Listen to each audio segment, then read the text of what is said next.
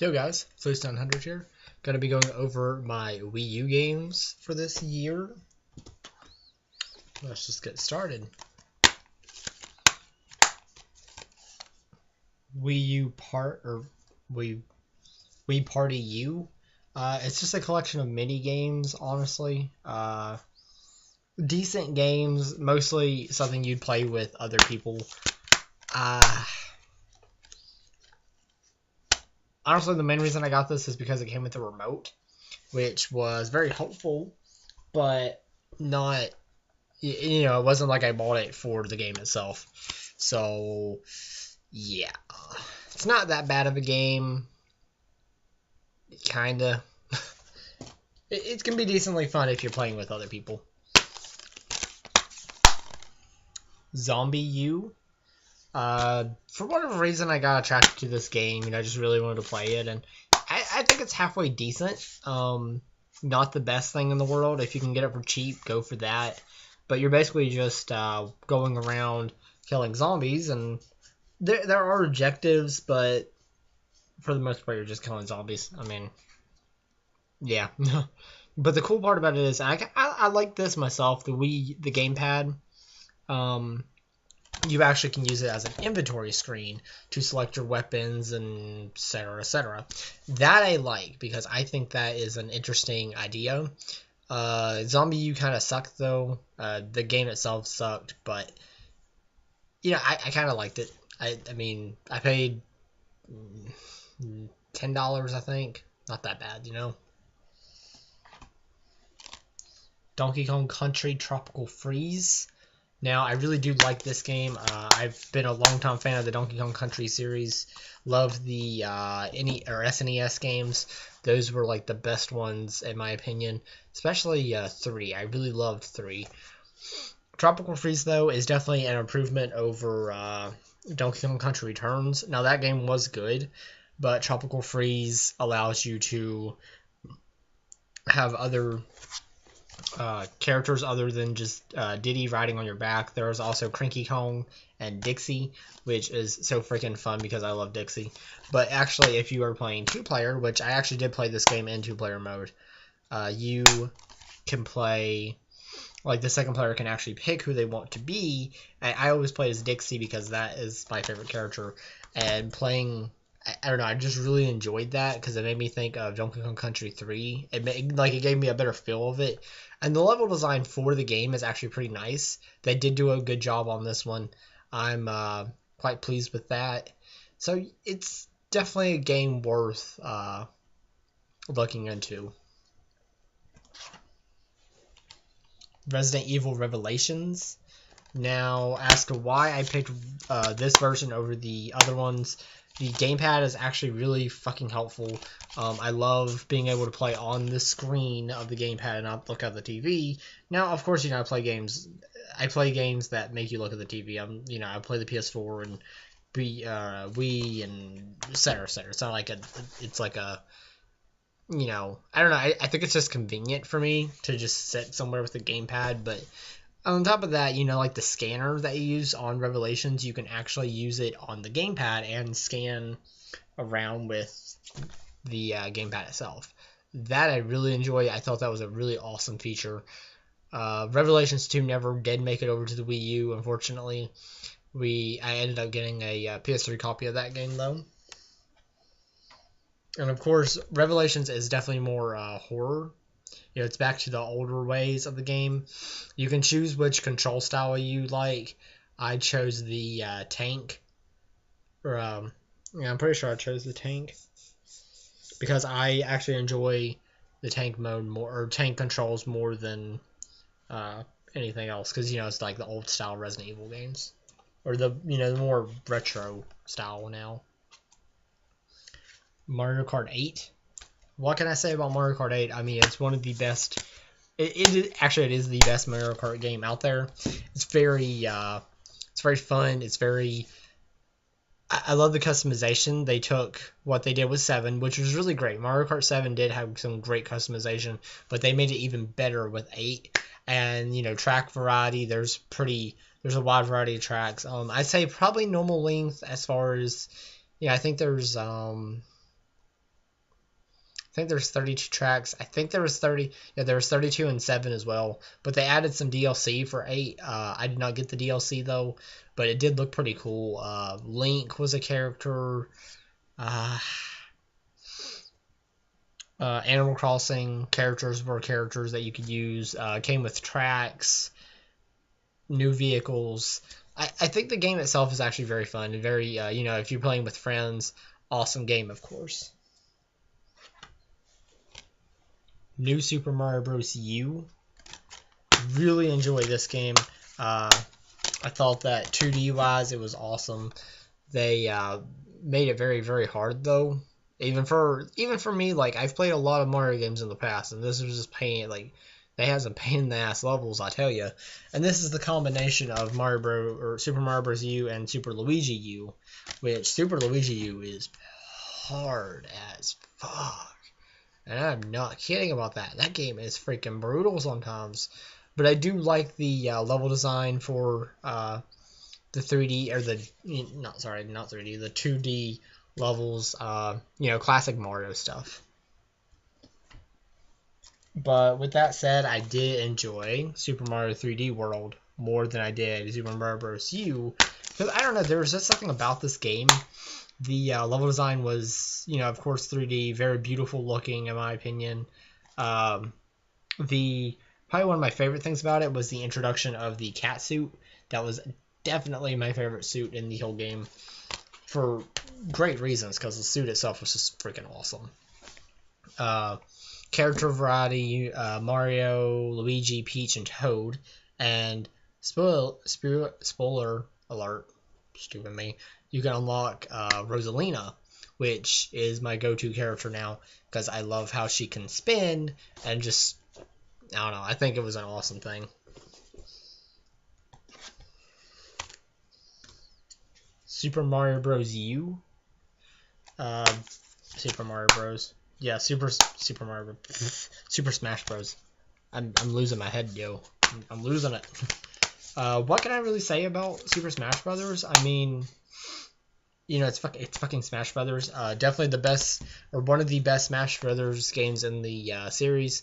Now, I've had people say, like comparing GameCube Smash Brothers to this one, and this / the 3DS, and I got the 3DS game too, but comparing them, and I definitely say that, and I like both of them, but I especially like the Wii U game because honestly it's because I like the fact that we have Lucina from Fire Emblem Awakening. She was one of my favorite characters from Awakening, so I was very happy to see her in Super Smash Brothers, of course, and she's definitely my favorite character to play as. A lot of people, though, say that she's like Marth on Training Wheels. I don't know. I don't really care about Marth. I haven't really played him a whole lot. I definitely prefer Lucina, though, so that it is what it is for me. Captain Toad Treasure Tracker. Now, Super Mario 3D World had some singular levels where you played as Captain Toad, going around and collecting 5 stars, and then you just get the 5 stars added to your total count for the game, and it was just like little puzzles that you did. They advanced onto that and gave us Captain Toad Treasure Tracker, which is a game full of puzzles to solve as Captain Toad and Toadette. Now, myself, I personally love Captain Toad. I think it was a fucking beautiful game. I thought it was very fun, and you really had to think about some of these puzzles. It wasn't just clean-cut puzzles. You actually had to think about what you were doing, and I really enjoyed that, most definitely, because I love being able to, get my mind working on some of these things. It's really a nice thing. And there's lots of levels, lots of level variety, so definitely something to check out. Super Mario Maker. Now, I have to say I haven't really played a whole lot of this game in a very long time. Mainly just because, I don't know, I just haven't really played it. I do like the game. I think being able to design your own levels is an awesome thing. It's just some of my levels aren't that creative. Like some people really got into it and did some awesome levels. I haven't really touched it in a long time, like I said, so I don't know. There's probably a lot more crazy shit on there than there was. I know they did do some updates, added a few things. That's awesome. I don't really know if they done anything recently. Haven't really heard. There is a 3DS game of this coming, like a port, I guess you could say. But overall, Super Mario Maker definitely an interesting game and definitely worth having, I think, if you're a Mario fan, because there are a lot of, you can make your own level and you can upload it and people can play it, but you can also play other people's levels, and that's awesome because, you can, rarely are you probably going to get the same level twice, and you can actually, favorite a level if you want to go through it again, and so forth and so on. So, Yoshi's Woolly World, definitely one of my favorite Wii U games. Yoshi's Woolly World is an awesome platforming game. Definitely has the feel of, let's say, like Yoshi's story, like the music and the character design. Like, they are like wool, obviously, like yarn, wool, etc. Like they look like it, but they definitely have like that, just the look of Yoshi's Woolly or Yoshi's story. But with that said, it has the like gameplay mechanics of something like Yoshi's Island, which Yoshi's Island was, of course, a great game. Some people think it's overhyped, it's held up too high in its regard. I'm one of those people that really loved Yoshi's Island. Even, as a kid, I adored it, and now as an adult, I still look back and whenever I sat down to play it, I do really love it. I enjoy the level design. I have a lot of fun with it, and overall, it's definitely something held in high regard. So if you really enjoyed Yoshi's Island, definitely check out Yoshi's Woolly World. And from my understanding, there is a 3DS port of Yoshi's Woolly World coming. Haven't really read up on that. I haven't really, taken note of it or anything. So, but definitely check that out if that's something you'd be interested in. Xenoblade Chronicles X. Now, I haven't really played any of this yet, just because I just haven't got around to it. I do want to, just hasn't happened. This would be my first step into the Xenoblade universe, because I have not, never got my hands on a game before. Xenoblade Chronicles on the Wii is very expensive and hard to find anymore. Xenoblade Chronicles 3D, I can easily get that from GameStop if I wanted it. I just haven't. But this I actually ended up picking up for $10 at a flea market, which was unbeatable, of course. So hell yeah. But definitely looking forward to playing it. I've had a lot of recommendations for it from some friends. Legend of Zelda Wind Waker HD. Definitely my favorite Zelda game in the series. I mean, I love Zelda, but I don't know, Wind Waker really sticks with me. I think it's an awesome, awesome game. The whole game is just amazing. Being able to sell on the islands, or sell to different islands, and you have like these little smaller islands that have like maybe some treasure chests and some hidden secrets and whatnot. That was one of my favorite things, like just being able to explore the whole map, especially with the Swift Sail added into this version. I enjoyed the GameCube version, of course, but definitely this was awesome to get, and just yeah. I think, Wind Waker HD, awesome game as hell. Awesome. Pokken Tournament. Now I got the version. Actually, I'm not really sure if there is a version without the Dark Mewtwo card. I haven't really looked. But, I have the Dark Mewtwo card. Pokken Tournament is a mix-up of Pokemon and Tekken. Now, honestly, the game's not, like, overly amazing. I think it's good, though. I do enjoy it from time to time. Put it in for, like, a 30-minute play, maybe, like, an hour even, depending. Just kind of messing around and having some fun with it. Now, would I pay the full $60? Now, no, probably not. I don't really know. I mean, I was kind of on the fence of paying the 50. I did pay for it, but I don't know. I felt like I really needed it, and I don't know.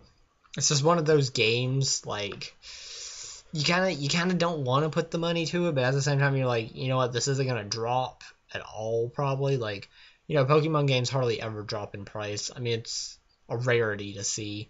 So of course I was just like, you know what, I'm just gonna put the $50 and whatever. I I don't regret it. I really don't. Tokyo Mirage Tokyo Mirage Sessions, hashtag Fire Emblem. I haven't really played a whole lot of this. Still on chapter 1, still early on chapter 1, but fucking love it. I mean, crossover of Tokyo Mirage Sessions and Fire Emblem. You have the gameplay style of Tokyo Mirage. I messed that up. Sorry. It's a mix up of Shin Megami Tensei and Fire Emblem, and it has the gameplay style of Shin Megami Tensei, which I enjoy, and it has like characters from Fire Emblem, like Chrom. I know Tharja is in there somewhere. I've heard the list before, but I haven't actually. I don't remember, and I haven't got that far in it, of course, to actually see everyone. But I am looking forward to playing some more of it. Great. So far, I really enjoy it. Great JRPG for the Wii U. I wish actually the Wii U had a lot more JRPGs. I know that Nintendo is, of course, Nintendo is going to be releasing the NX next year. The Wii U is going to stop in production, and, the Wii U is kind of dead. Well, not really dead, but, it's getting to that point, And that makes me sad because I do enjoy the Wii U, and I have a good stack of games. Most first-party games, other than Zombie U and Resident Evil. And there's actually only 2 more games to talk about. First one is Pikmin 3, which I have digitally. I haven't really played a whole lot of Pikmin 3. I do want to, but I want to play through Pikmin 1 and Pikmin 2 first. It's been a very long time since I played those. I do have them on the GameCube, but it's just been a really long time. I will probably eventually buy a physical version of it, though, since that it is only $15 used, and I love my physical. So, and the last game that I have for the Wii U, which is honestly one of my... No, it is my favorite Wii U game I have, and that is Fatal Frame 5, Made in a Black Water. Now, Fatal Frame 5, I wish would have gotten a physical version, which I made a rant about this and did some videos on this a while back. But I really loved Fatal Frame 5. I thought the characters were very, I don't know, they were well done. The level design, or not really level design, like the whole world that Fatal Frame 5 was set in, the mountain, I can't remember the name for it. I can't remember the name. It's been a little while, but the mountain, the suicides that happen on there. You found suicide notes, and it's very in depth and very, not really gruesome to say, but you could get like a feel for it. Like this mountain had such like a like a depression on it in a sense, because all these suicides happen, all these deaths happen, murders and whatnot. It just really felt. It felt so good. Like, it felt like a Fatal Frame game. Now, you're probably thinking, of course it's a Fatal Frame, or it felt like a Fatal Frame game, but, like, Fatal Frame 1, 2, and 3 were on the PS2, and then Nintendo got a hold of the company and owned half the rights to Fatal Frame. So, therefore, we had Fatal Frame 4 on the Wii, which we never got in the US. Spirit Camera, The Cursed Memoir on the 3DS, which I really liked. I thought that was fun. It's a very short game, though, like 3 to 4 hours long. Pretty fun, though. Cheap now. You get a special AR book that comes with it, etc. But that game was pretty good. But Fatal Frame 5 really dug into it. I thought they did a really good job with that. Camera Obscura, you can use the gamepad, which I thought was an amazing thing. I didn't really use it, though, a whole lot, just because I liked looking at the TV screen, or looking at, not TV screen. I actually played the game using the gamepad, like looking at the gamepad and having the character moving the gamepad, Yuri, and then Mio, and the guy that I can't remember the name of right now. But Yeah. Overall, Fatal Frame 5 was fucking amazing. So, yeah. Anywho, though, that is actually it for my Wii U games for this year. I hope you guys enjoyed. Make sure to comment, like, subscribe, share my video. It does help me out as a small YouTuber, and I will catch you guys later. Peace out.